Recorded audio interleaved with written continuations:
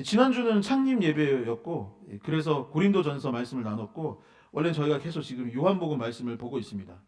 이 두 주 전에는 요한복음 18장의 말씀을 함께 나누면서 그때 설교 제목이 무엇이냐면 이 진리는 무엇입니까? 진리가 무엇입니까? 라는 제목으로 함께 말씀을 나눴던 것이죠. 요한복음 18장의 내용은 이렇습니다. 예수님께서 잡히신 후에 세 번의 신문을 받았습니다.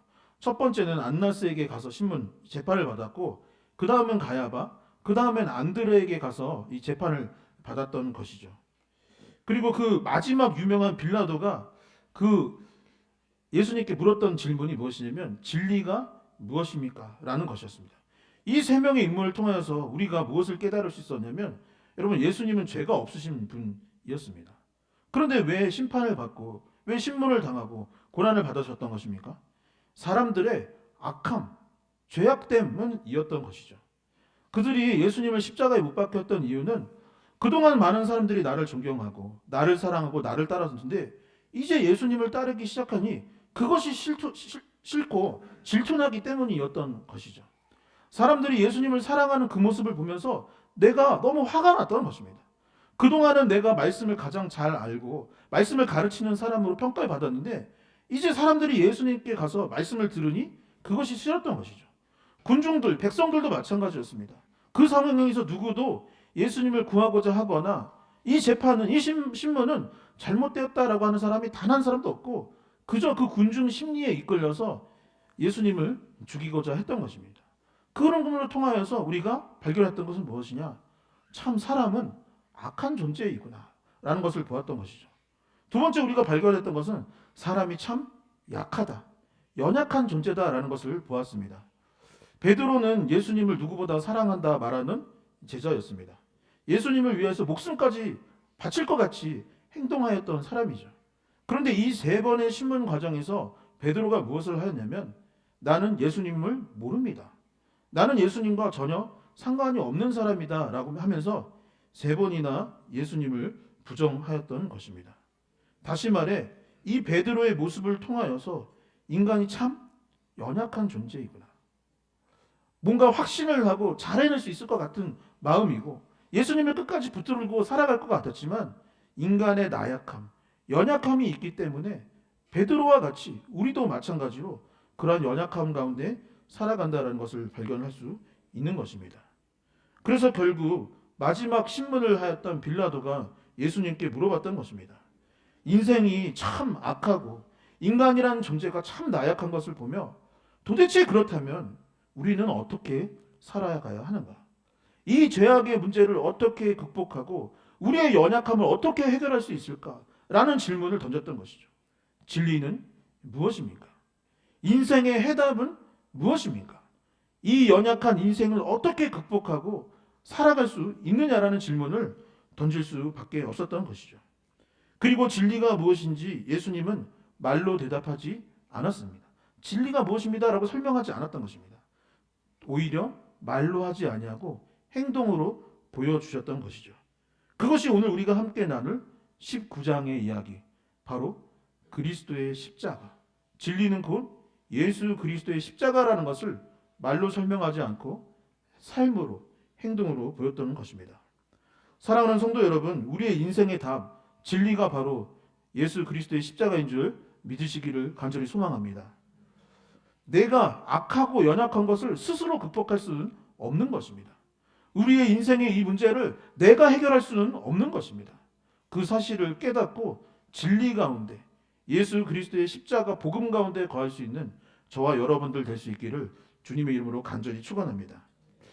제가 군대에 있을 때 교회 친구가 우편으로 이 책을 하나 선물해 줬었습니다. 그 친구는 공익 요원이었고, 제가 군대에서 군 생활하는 게 좀 힘들어 보였는지 위로가 되라면서 책을 보내주셨는데, 주었는데, 그 책이 너무나도 저한테 너무 소중했던 책이라서 아직도 그 책을 20년 넘게 가지고 있고, 지금도 몇 년에 한 번씩 꺼내서 읽어보는 책이 있습니다.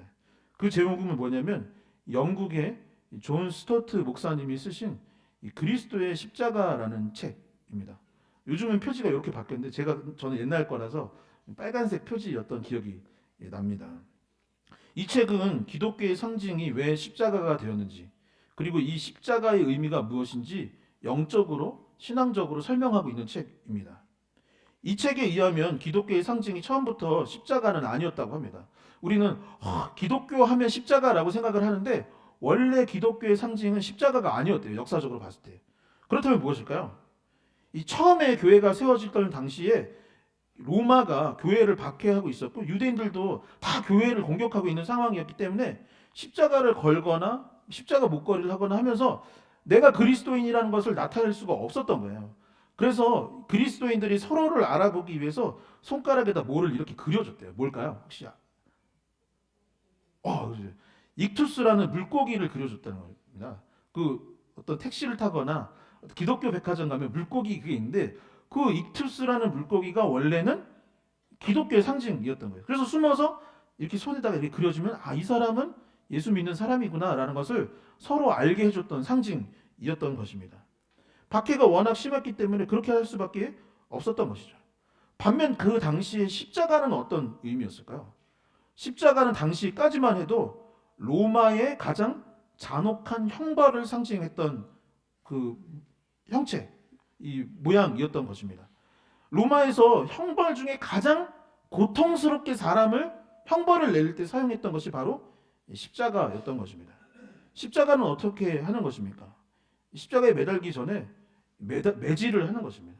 매질을 해서 사람이 고통스러워하는 가운데 십자가를 지고 산을 오르고 그 산에 올랐을 때 사람들이 다리를 꺾고 팔을 뽑으면서 그 십자가에다가 사람을 못을 박았던 것이죠.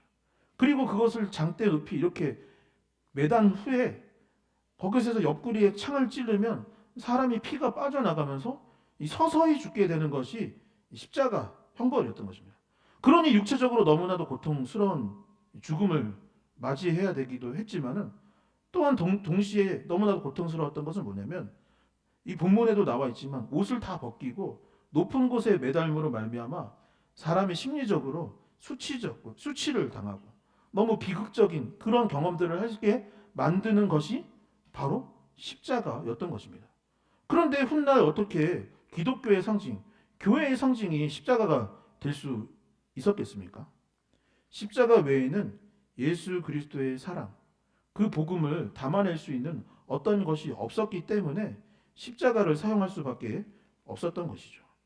예수께서 우리의 죄를 대신해 형벌을 받으신 그 상징, 그 십자가만 생각하면은 참 너무 잔혹하다라고 생각하지만 반대로 그 십자가를 통하여서 그 잔혹한 고통과 죽음을 맞이하면서까지 우리를 사랑하여 주셨다라는 것을 나타낼 수 있는 다른 어떤 것이 없기 때문에 십자가가 기독교의 상징이 되었고 지금은 교회를 대변하고 기독교를 대변하고 우리의 믿음과 신앙을 나타내는 것이 바로 십자가가 될 수 있었던 것입니다. 성도 여러분, 오늘 말씀을 통하여서 우리가 이 십자가의 의미를 다시 한번 깨달을 수 있었으면 좋겠습니다. 우리가 모두 교회에 다닌다고 하고 기독교인이라고 그리스도인이라고 말하는데 우리가 십자가의 의미를 너무나도 잊고 살 때가 참 많이 있어요. 교회에 나오는 이유가 다른 것이 될 때가 참 많이 있는 것 같습니다. 오늘 말씀을 통해 다시 한번 십자가의 의미가 무엇인지 깨닫고 그리스도인으로서 더욱더 예수 그리스도를 사랑하고 복음의 의미를 깨닫고 그것을 삶에 적용하며 살아갈 수 있는 우리 모두가 될 수 있기를 간절히 소망합니다. 첫 번째, 이 십자가의 상징은 무엇이냐? 의미는 무엇이냐? 오늘 본문에서 말하는 것은 예수님께서 십자가를 지심은 죄인을 구원하시기 위함이라는 것을 가르쳐 주고 있습니다. 함께 고백해 보도록 하겠습니다. 십자가는 죄인을 구원하기 위함입니다. 다시 한번, 십자가는 죄인을 구원하기 위함입니다. 이 십자가의 의미가 무엇이냐? 죄로 물들은 악한 존재, 그리고 연약한 우리를 그 죄에서부터 구원하시기 위해 존재한다라는 것을 의미하고 있는 것이죠. 이사야 53장 5에서 6절을 함께 한 목소리로 읽어보도록 하겠습니다. 함께 읽겠습니다. 그가 찔림은 우리의 허물 때문이요 그가 상함은 우리의 죄악 때문이라. 그가 징계를 받음으로 우리는 평화를 누리고 그가 채찍에 맞음으로 우리는 나음을 받았도다. 우리는 다 양 같아서 그릇 행하여 각기 제 길로 갔거늘 여호와께서는 우리 모두의 죄악을 그에게 담당시켜 주었도다. 아멘. 여호와께서는 우리 모두의 죄악을 그에게, 예수 그리스도에게 담당시키셨도다. 이 성경이 말하는 인류에게 있어서 가장 큰 문제는 무엇이냐? 가장 심각한 문제 무엇이라고 여러분 생각합니까? 경제가 어려운 것이 문제일까요? 정치가 문제입니까? 아니면 다른 것이 문제입니까? 내게 무엇이 없는 것이 문제일까요? 물론 그것들도 다 문제일 것입니다. 그러나 성경에서 말하는 가장 큰 문제, 인류가 고난을 받고 이렇게 힘든 삶 가운데 살아가는 가장 큰 문제는 무엇이냐? 다른 것이 아니라 죄가 문제다라고 말을 합니다. 우리는 죄에 대해서 쉽게 너무 관가할 때가 있어요. 별건 아니지. 요즘 죄가 만연하고 다들 이렇게 살아가는데, 아이 목사님 아직까지도 죄 얘기합니까? 요즘 다른 교회에서는 죄 얘기 안 해요. 주일날 와서 죄 얘기하면 기분 나빠서 안 옵니다. 듣고 싶은 내용이 아니에요. 여러분들 죄인이라는 얘기 교회에서 요즘 얘기 안 합니다. 라고 할지 모르지만 성경은 분명히 뭐라고 했냐면 인류에게 있어서 가장 큰 문제는 뭐냐? 문제의 가장 근본적인 것은 무엇이냐? 다른 것이 아니라 죄라고. 죄가 있기 때문에 관계가 깨지는 것이요. 죄가 있기 때문에 사람들, 이 사회에 문제가 있는 것이요. 가정도, 사회도, 학교도, 교회도 다 왜 뭐 때문에 문제 있느냐? 죄 때문에 문제예요. 그것이 인간에게 있어서 가장 심각한 질병, 가장 심각한 문제, 그것이 바로 죄라고 말하는 것이죠. 이 중세 시대에 다 아시다시피 종교 개혁, 이 교회 개혁이 있었습니다. 그 전에는 교회의 일을, 이 종교 개혁이 있기 전까지는 누가 성직자냐, 누가 고귀한 직업을 가진 사람이냐라고 한다면 누구였을까요? 이 교회에서 일하는 사람들, 또 목회자, 뭐 신부님 이런 분들이 성직자라고 말을 했어요. 근데 종교 개혁을 하면서 하나님의 말씀을 다시 보니까 그게 틀린 말인 거예요. 누가 성직자일까요? 여러분 마음에 손을 얹고 이렇게 한번 고백해볼까요? 내가 성직자입니다. 여러분들이 성직자인 거예요. 맞나요? 여러분들 다 하나님의 거룩한 자녀들이고 제사장 역할을 하고 있으니 여러분들 다 성직자입니다. 그래서 성경을 읽고 보고 깨달은 것은 무엇이냐면 어떤 사람이 농부를 하는 겁니다. 농부도 참 하나님께서 주신 귀한 직업이고 또 무언가를 만드는 노동자나 아니면 어떤 일을 하는 여러 사람들이 다 하나님께서 주신 귀한 직업, 이 천직이라는 사상이 그때부터 시작을 했던 것입니다. 그런데 그럼에도 불구하고 꽤 오랜 시간 동안 성직으로 분류됐던 것들, 직업들이 몇 가지가 있습니다. 첫 번째는 목회자일 테고 또 의사, 그리고 변호사 같은 분들, 아니면 교사, 선생님을 성직자로 보았었어요. 원래는. 지금은 요즘 그런 개념들이 많이 떨어져 있지만 이 직업들은 성직으로 봤던 거예요. 왜 그럴까요? 이 직업들은 사람의 육체나 영혼을, 그러니까 다시 말해서 사람의 생명을 다루는 직업이기 때문에 이것들은 좀 성직으로 봐야겠다라고 했던 것입니다. 그런데 어떻습니까? 요즘은 어떨까요? 이 직업을 가진 분들, 이 일에 대해서 사명의식이나 성직으로 보는 게 본인들도 많이 줄어든 것 같고 사회적으로 봤을 때 아니 그냥 안정적인 직업이니까 아니면 좀 존경받는 직업이었었으니까 라는 생각들을 많이 갖는 것 같습니다. 학교는 교회만큼이나 중요한 기관입니다. 학교는 아이들의 육체와 지성, 영혼이 자라나는 것이 바로 학교입니다. 그래서 가장 순수하고 거룩한 곳이 학교입니다. 그런데 지난주 우리는 너무나 충격적인 소식을 듣게 되었습니다. 온 국민이 어떻게 학교에서 이런 일이 일어날 수 있느냐고 분노하기도 하였고 안타까운 죽음을 보면서 눈물을 흘리기도 했습니다. 그런데 돌이켜보니 학교 안에서 이런 죽음이 이번 한 번뿐이 아니었다라는 것을 우리는 너무나 잘 알고 있다는 것입니다. 여러 폭력과 서로 간의 비교와 경쟁, 그래서 학생들이 참 많이도 죽어나가는 것이 학교이기도 했고 또한 교사들의 죽음도 우리는 수없이 많이 보았습니다. 여러 고통과 죽음이 가장 행복하고 거룩해야 할 학교를 이렇게 망가뜨려 버렸던 것이죠.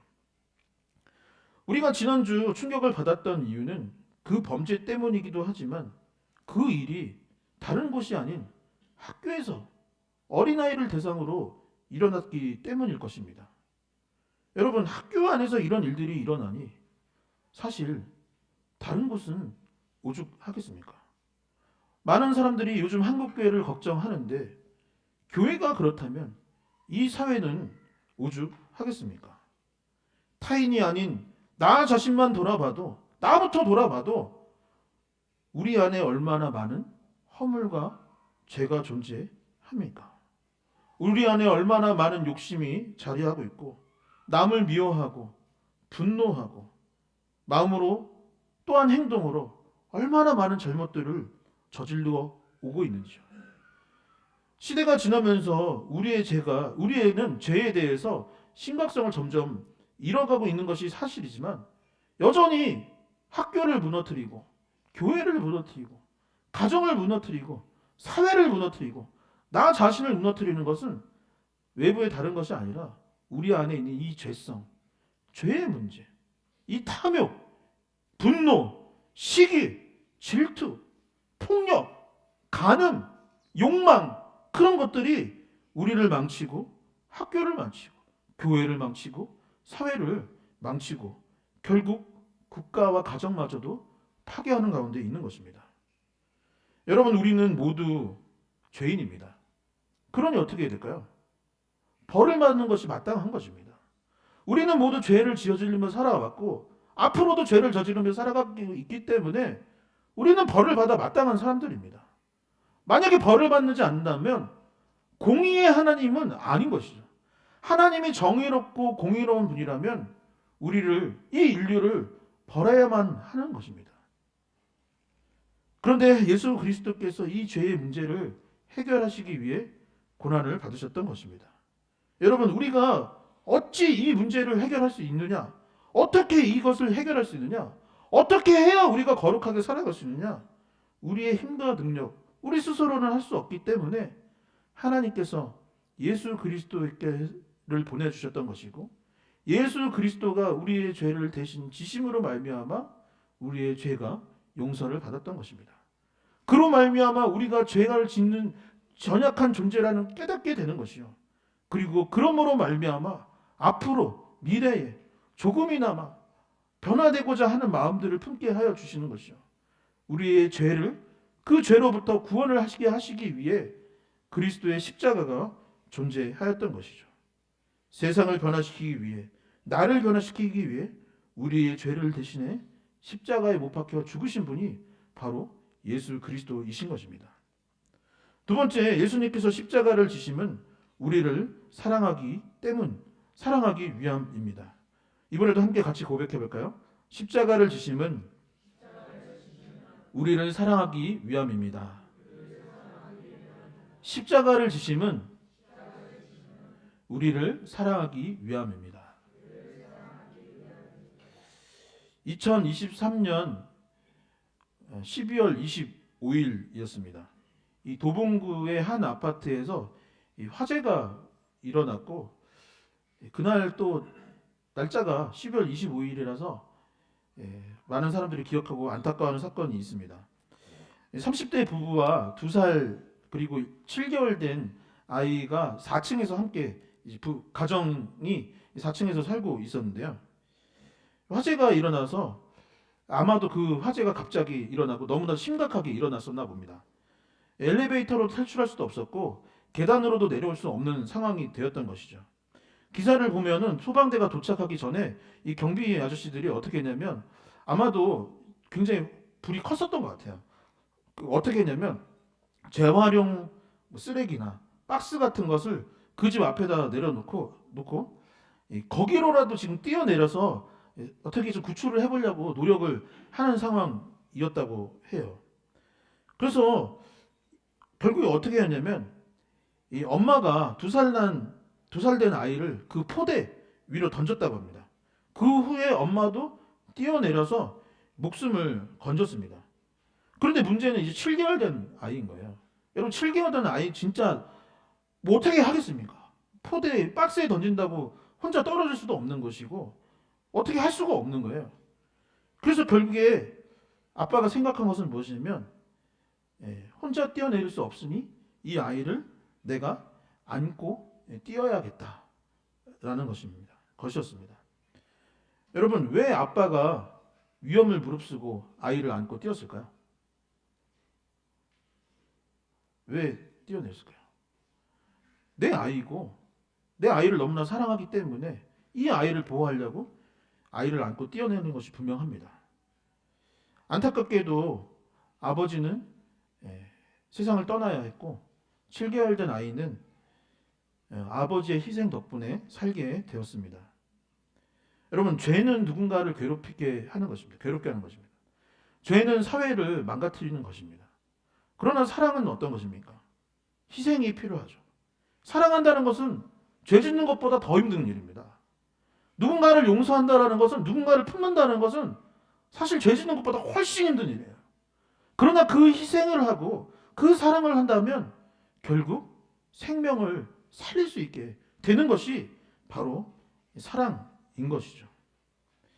요한복음 19장 26절에서 27절의 말씀도 한번 같이 읽어보도록 하겠습니다. 함께 읽겠습니다.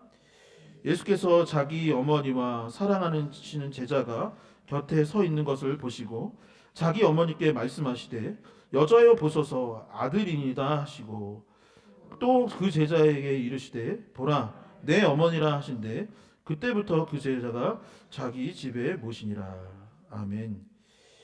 아까 말씀드렸듯이 19장의 장 제목은 이 그리스도의 십자가입니다. 예수님께서 십자가를 지시는 장면을 자세히 기록하고 있는 본문이 바로 우리가 지금 오늘 읽었던 이 19장의 말씀입니다. 그리고 26절에서 27절의 말씀을 보면은 예수님께서 십자가에서 하셨던 말씀을 기록하고 있습니다. 여러분, 십자가에서 지금 억울한 죽음을 당하고 있는 거예요. 예수님은 죄가 없으신 거예요. 그러니 여러분들이라면 억울한 죽음 가운데, 이 고난 가운데 뭐라고 하셨겠습니까? 제가 한번 상상해 보세요. 나라면 어떻게 했을까?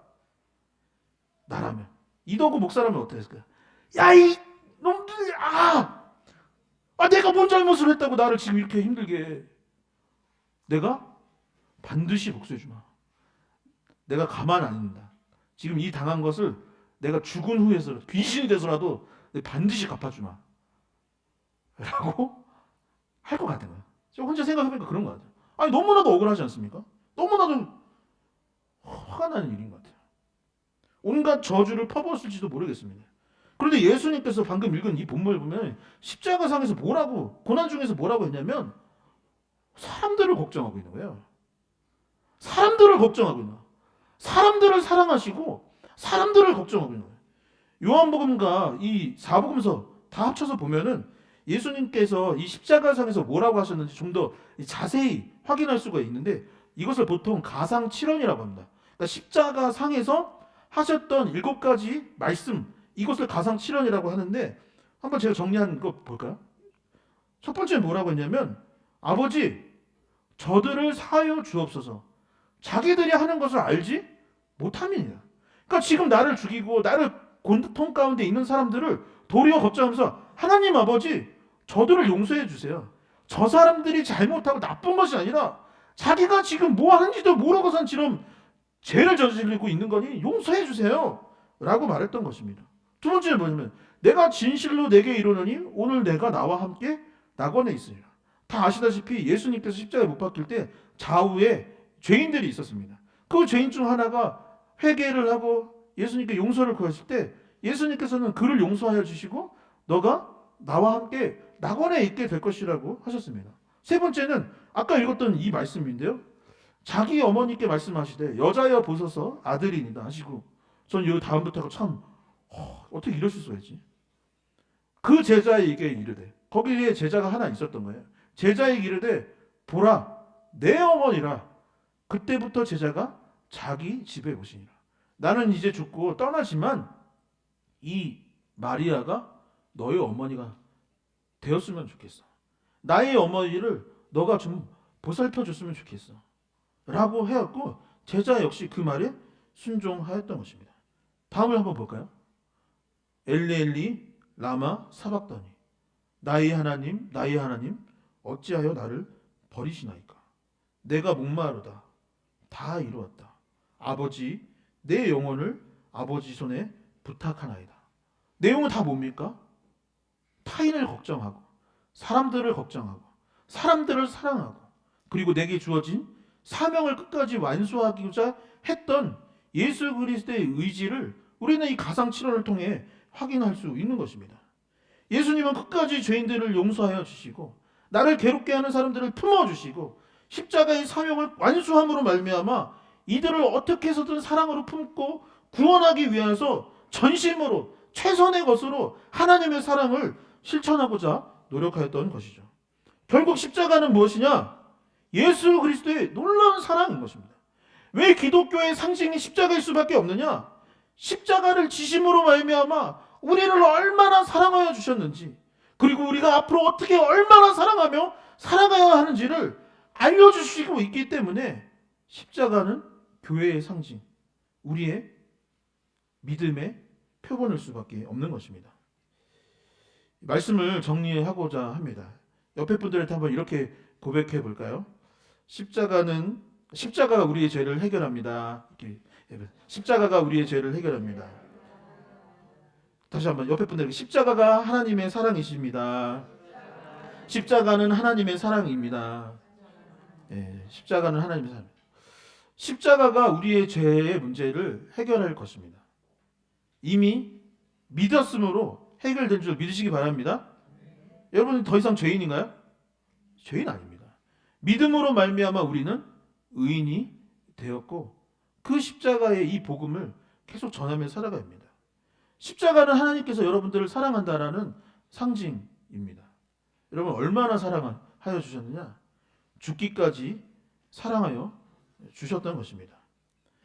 십자가가 없었다면 저는 제가 죄인인지도 모르고 살았을 것입니다. 예수 그리스도의 십자가에 못 박히는 그 순간 이스라엘 백성들도 자기가 뭐 하는지도 모르고 있었던 거예요. 여러분 세상 사람들 계속 싸우고 미워하고 다투고 있습니다. 근데 많은 사람들이 그게 죄인지도 모르고 살아가요. 우리도 예수 그리스도의 십자가를 잊어버리면 내가 지금 뭐 하는지도 모르고 하루를 보낼 때가 얼마나 많은지 모릅니다. 탐욕 가운데 당시에 백성들이 있었습니다. 지도자들만 그랬던 것이 아니라 백성들도 그래야 했고, 지도자들은 이 백성들로부터 많은 것들을 착취하는 가운데 있었습니다. 당시 사회적 약자였던 여성과 어린아이들을 세상은 함부로 대하였습니다. 그리고 서로 미워하고 도둑질하고 우상을 섬기고 분노하고 싸우는 것이 무엇인지조차 모르고 죄책감도 없이 살아왔던 것입니다. 그리고 십자가가 없었다면 사랑이 필요한다는 것도 모르고 살았을 것입니다. 생명을 살리는 것은 사랑입니다. 사랑에는 희생이 뒤따르지만 그 사랑이 있을 때 가정이 변화되는 것입니다. 그 사랑이 있을 때 사람의 운명이 바뀌는 것입니다. 사랑이 있어야 하는 것이요, 이는 과거나 현재나 앞으로나 마찬가지입니다. 많은 사람들이 다른 곳에서 이유를 찾고 있습니다. 사회가, 학교가, 교회가 이렇게 된 것은 누구의 책임이나 누구의 잘못, 무엇이 문제다 라며 우리는 살아가고 있습니다. 물론 그것이 문제가 맞겠지요. 그러나 그보다 더 중요한 것을 우리는 놓치고 있는지도 모르겠습니다. 저희 교회에는 없지만 교회의 대부분이 철탑이 있고 그 위에 십자가가 있죠. 밤늦게 지나가다 보면은, 집에서 이렇게 내려다 보면은 얼마나 많은 십자가가 붉게 빛나는지 모릅니다. 그런데 그 의미가 무엇입니까? 그 십자가의 의미가 무엇입니까? 진리는 무엇입니까? 인생의 답, 역사의 답, 정답은 무엇입니까? 우리를 구원케 우리를 죄에서 구원케 하고 서로 사랑하지 못하는 우리에게 사랑을 알려주는 것, 그것이 바로 그리스도의 십자가인 줄 믿으시기 바랍니다. 그것을 믿으시고 마음에 새길 수 있었으면 좋겠습니다. 내 목에 걸려있는 이 십자가 목걸이를 보며 참 예쁘지? 이것이 아니라 저 철탑에 있는 십자가 너무 많다, 대목에 왜 이렇게 저렇게 많아?